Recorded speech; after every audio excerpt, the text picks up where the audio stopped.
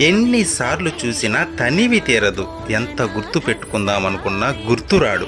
ఏం మాయ స్వామి ఇది! మళ్ళీ మళ్ళీ చూడాలనిపిస్తూనే ఉంటుంది. ఒక్క క్షణం నీ దర్శనం కోసం 7 కొండలు ఎక్కినా, నానా ప్రయాసాలు పడినా, అలసిపోయిన ఈ ప్రాణం ఒక్క క్షణం నీ దర్శనంతో మైమర్చిపోతుంది. ఇదే కదా మాయ అంటే. నీ దివ్య మంగళ స్వరూపం వెనుక రహస్యం ఏంటి స్వామి అని ప్రతి భక్తుడి మనసులోనూ అనిపిస్తుంది. ఆ రహస్యం ఏంటంటే, అక్కడ నిలుచున్న 9.5 అడుగుల స్వరూపం కేవలం విగ్రహం కాదు. విగ్రహ రూపంలో మనల్ని భ్రమింపజేస్తూ, అన్నీ చూస్తూ, చిరునవ్వు చిందుస్తూ అక్కడ నిలబడి ఉన్నాడు. వచ్చే ప్రతి ఒక్కరిని గమనిస్తూనే ఉన్నాడు. ఆయన సన్నిధిలో మనం అనుభవించే ఆనందం చెప్పలేనిది. ఆ తన్మయత్వాన్ని అనుభవించాలే కానీ ఎక్స్ప్లెయిన్ చేయలేము. తిరుమలలో అడుగుపెట్టిన ప్రతి